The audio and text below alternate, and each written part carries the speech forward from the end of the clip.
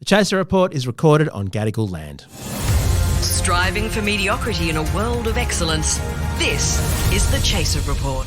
Hello and welcome to the Chaser Report with Dom and Charles. Hello, Charles. I'm coming to you from Brisbane today, and I'm here on a pilgrimage to understand better the mind of Peter Dutton, the opposition leader, who's come out and, let me get this right, supported the government's changes to tax. What? He supported the... No, hang on. No, Dom. I think you must be jet lagged or something like that. No, the coalition are completely opposed to the changes to the Stage 3 tax cuts. It's a completely broken promise. They've been saying that for weeks. Well, they're voting for them. I've got the news in front of me here. It says that they're... No, this couldn't be right. They couldn't be waving through Albo's changes while opposing this deception, this con job on the Australian people. Let's just say it's quite a difficult line to walk. Let's listen to how well Peter Dutton walks that line after this. Okay, so before we listen to Peter Dutton, I think I've actually got a theory that solves this whole thing. So what you're saying is that Peter Dutton is voting in favour of the Stage 3 tax cuts, but the changes, the new regime whereby people who are not earning more than $200,000 will actually get tax cuts as well. Yeah. That anyone, the tax cuts that have now changed so that anyone earning under, I checked this the other day, $146,500 is the sort of point at which you become much better off under these changes if you're under 146,000. You still get a tax cut if you're above that. You just get slightly less of one. Well, you were going to get $9,000 and you get, I think it's $5,400 or something now. It's not as good, Charles. It's not as good. And I feel really, really sorry for some of the people affected by this. And before we get onto the politics, I just want to get onto some of the victims. Can I? Allegra Spender. Allegra Spender interviewed her well-heeled constituents in the seat of Wentworth, and she says it's a big impact on my family. We're both in our 30s, 2 kids, full-time in daycare, massive mortgage, cost of living increasing. We're relying on this cut coming in, and now half of it's been stripped away. Those are the victims, the people in Wentworth who own houses the who are getting less. The parliamentarians. Poor Allegra Spender. She's not going to be able to afford that, I don't know, like third girl at Ascom. Like, I don't know, what do people spend that money on? Guess what percentage of voters in the seat of Wentworth, we're talking about Silvertail City, we're talking Vaucluse, the most expensive property in the country.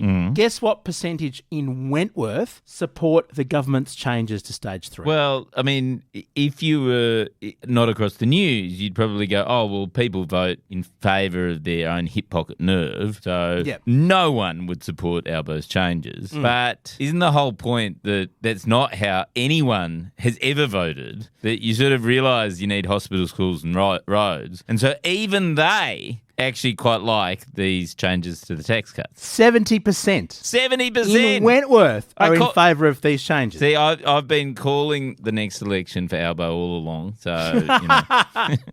And the fascinating thing about this, Charles, is that these are people who, and I didn't think this was possible, they've taken a moment away from just staring at the harbour from their amazingly expensive property, and they've answered a survey, and they've had a moment of self-awareness and realised that not everyone's as well off as them. That is extraordinary. That's the first time that's ever happened. Do you think it's like going to communion, and you know how Catholics do things like, you know, fuck children and stuff? I've heard that, yeah. But then they go to communion, they confess their sins, and they feel better about it. And so all these people are sitting on multi-million-dollar tax write-offs from all their negative gearing and their investment properties and their capital gains tax concessions and all these things that are basically the whole society and the whole tax system is geared towards their accumulation of other people's wealth. And this little amendment has sort of allowed them to wipe clean the slate and just go, yeah, I'm a good person. Well, Allegra Spender's position now is we need much broader tax reform. So she's cooking up something. Oh, well, that's good. That's good. She'll want to abolish negative gearing on investment properties. You think that would reflect the views of the people of Wentworth who voted for her? The other thing is, Charles, we get a Tobin tax after all, a wealth tax, an inheritance tax, a wealth tax, maybe a carbon tax. 72% of people in Wentworth, Charles, say that the government's decision reduces their trust in politics and politicians because this is the first time. This is the first time a politician has ever lied. gone back on an election promise. You know, I actually worked out today what the difference between this and the carbon tax cut broken promise was. Or, you know, like not the there'll be no carbon tax. None of the no government carbon IDs, tax. And then what the fatal mistake that Gillard made when Tony Abbott said, hey, you made a carbon tax and you said you wouldn't, is she went, no, I didn't. It's a tax surcharge or whatever it was, right? An ETS. What she should have done is what Albo did, which is just go, yeah, look, I've done some real soul searching here. Like, I never like to lie. Like, lying is not within me, but I just take this really seriously. And so I'm just going to do it because it's what's good and it's what's right for the country. Well, he should go the full Peter Beattie. I mean, that was the most. Oh, what that did was Peter? The most. Peter Beattie was a genius. And here in Brisbane, the people know they're still talking about him in the streets. Yeah. What Peter Beattie did was, whenever he had to do a backflip, whenever anything went wrong, he just stood up there and said, "I take full responsibility. It's my fault. It's on my shoulders. Don't blame my team. It's me, Peter Beattie, who's in the wrong here." And did this massive mea culpa. And everyone went, "Oh, he's a good bloke. I'd have a beer with Peter Beattie. Come on here, big fella. I'll give you a hug. You feel so bad about this, having to break your election promise." Yes, that's right. I think that's good. I mean, what I was surprised is that they didn't sort of point out at some point in the last couple of weeks that the Stage 3 tax cuts were designed, I think, in 2018, wasn't it? It was 5 years ago. It was a whole program. It's a very old piece of legislation, yeah. And they could have at any point just gone, so these tax cuts came in before there was a pandemic. Like the life was totally different back then. It was before the Apple Vision Pro, for God's sake. It was like we didn't even have spatial computing back then. I'm not even sure writing existed back when the Stage 3 tax cut. They say a week is a long time in politics. 5 years is like, I don't know even who was Prime Minister. I think Billy McMahon was Prime Minister under when this. Actually, Charles, you know the sad thing about these Stage 3 tax cut changes for the very rich people. $5,400, the amount of the cut, is exactly the price of an Apple Vision Pro. Oh, shit. The sales are going to go through the floor. No, but Dom, I've been trying to say this the whole podcast, which is I've got a theory for why Peter Dutton both completely opposes the changes to the tax cuts, but also is going to vote for them. All right, well, we'll hear his actual audio soon. But before we do, let's hear the first theory. Based on not having heard any of what Peter Dutton actually had to say. Okay. I always prefer your theories when they're based on minimum information, Charles. Okay.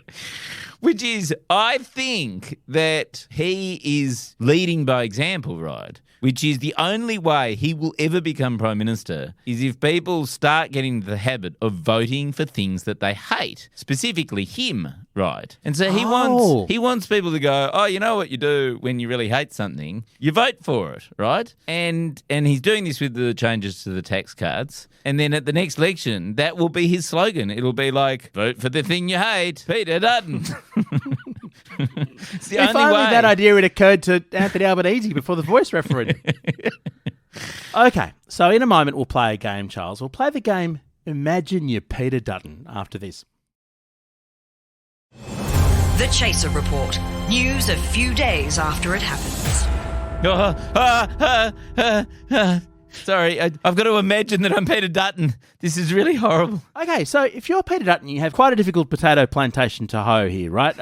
The problem you have is that the way it's been pitched by Anthony Albanese is everybody gets a massive tax cut. Yes. It's just that the rich people get a less massive one. Yes, and the thing is, under the old ones, not everyone was even going to get a tax cut. So they've been able to add to that this very broad thing, which is like, because anyone just like casually paying attention to it will just go, well, I don't know, like, does everyone get it? It's like, Yep, everyone. They didn't used to, but now everyone does. Poorer people did get tax cuts in stage 1 and 2, as a few rich people have pointed out this week before being loudly shouted down and getting absolutely no sympathy. Like, he's got to choose whether to oppose everyone getting a tax cut or only the rich people getting the tax cut, while somehow trying to do as much damage as possible to Anthony Albanese's leadership. So he's got to at once completely support the PM's decision because of the cost of living crisis, because everyone seems to think it's a good idea, even in Wentworth, while also going, oh, this bloke's done. Now, Peter Dutton's first, I think Michaelia Cash came out and immediately said, we're going to repeal these changes if we win office. And Dutton was like, no, we're not. No, reverse. So backing away from that one. But then he's had to then work out what to actually do. Yes. Here's how he went. And just get a sense of how good you think Peter Dutton is at being in opposition here. And think about what Tony Abbott would have done with this situation. Here's Dutton. We dealt with what's been an egregious lie by the Prime Minister. I think, again, Australians have been shocked to know that they've got a liar in the lodge and they've got a Prime Minister who looks the Australian public in the eye and is prepared to lie to them. He's taken the money away, obviously, from the proposed Stage 3 tax cuts, which had been legislated.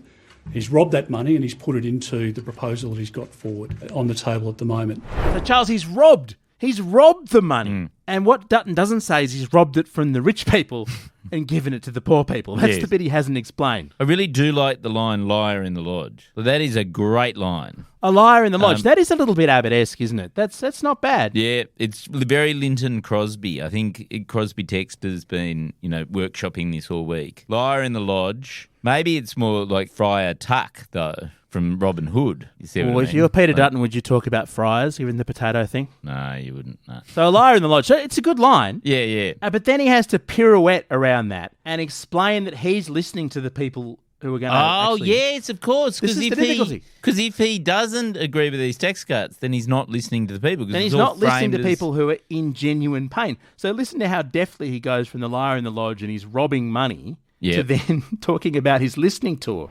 As you move around the country, as we all do, the stories of hardship are obvious, and there are some tragic stories out there at the moment of single-parent families, of people who are working hard but living in cars, people who are $8,000 a year worse off under this government, people with a mortgage who are $24,000 a year worse off under this government. So the Coalition is not going to stand in the way of providing support to Australians who are doing it tough. We're supporting this change, not to support the Prime Minister's lie, but to support those families who need help now.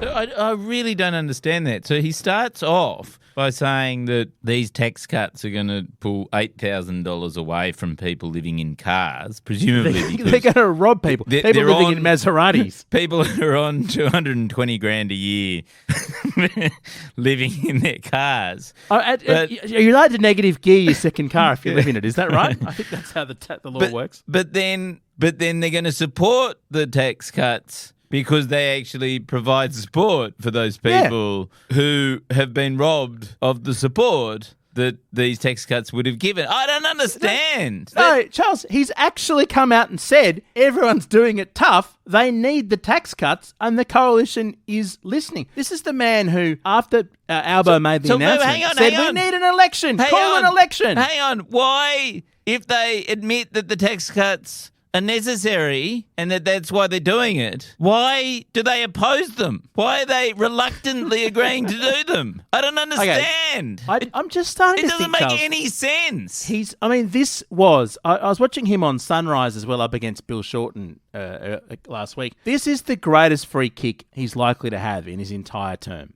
And he's absolutely stuffing it. Yeah. I mean, imagine what Tony Abbott would have done with this. And so why would you get into the detail? Why wouldn't you just go, look, this is a shambles. They're panicking. They're lying through their teeth, but they're digging their own grave, and we're not going to get in their way. Yeah. If Albanese wants to lie to the Australian people, he's the Prime Minister. Yeah. Let him lie. We're not going to, we'll save you. Vote for us, we'll save you. But this is terrible policy made on a run, made in a panic. And just don't get down into the details. That clip could have been in a Labor ad. What a good policy the Prime Minister's come up with for helping people in need. Quite extraordinary. So that's Peter Dutton. It makes me wonder if he's actually going to survive in the job. I mean, we've all sort of thought he's like the Terminator, right? We've all sort of thought that he's this sort of relentless opposition machine. But he's no Tony Abbott. He's not even a Scott Morrison when it comes to a crisp line, I don't think. So it's funny, over the break, I was talking to a few people who have met and know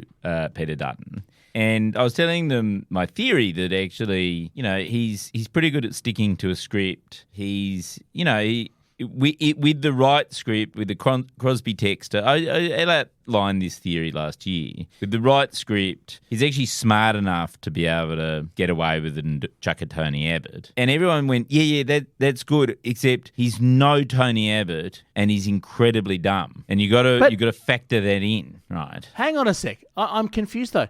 Or is it that Tony Abbott was the dumb one? No. And apparently, in fact, comparison, Tony Abbott's quite smart compared to this guy. That's what I've heard. Yeah, because I always thought that the genius of Tony Abbott as opposition leader was refusing to let anything else at all get in the way of his three-word slogan. Yeah. Sorry, by Tony Abbott, I was meaning Peter Credlin. That was just like a translation issue. Peter Credlin. Yeah. So the problem Very is that smart. Peter Dutton doesn't have Peter Credlin. Yes, that's right. Yes, they need the two Peters. Yes. What's she doing? Why is she wasting her time on Sky News? Sky News, bring her back. She could be coming up with dastardly three-word slogans. Redraft Peter Credlin. That's what the nation needs to save us. To save us from Albo and to save us from Peter broken Dutton. promises that deliver tax cuts to all, not just the rich.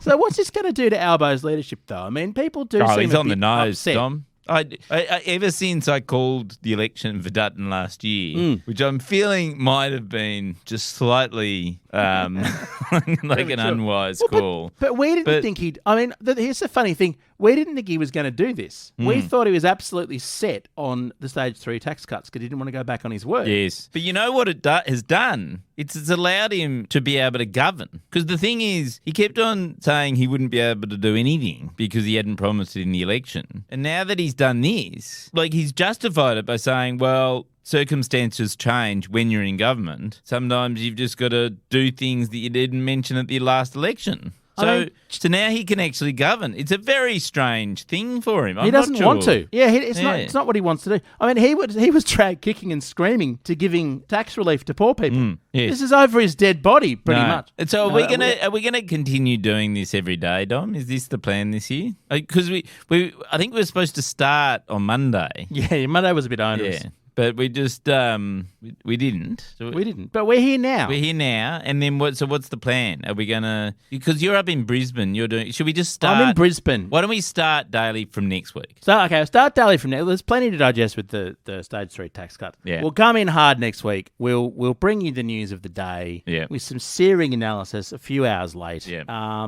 We do have a plan for this. We just sort of keep not doing it. Yeah, we'll do it. Yeah. I mean, look at Albo. He didn't want to go too early with the stage 3. Yeah. Look, we know it's a broken promise, but that's what happens. Circumstances changed. I was in Brisbane. It was the right thing to do. He was from Road. We're part of the O'Connell Class Network. I'll catch you later. See ya.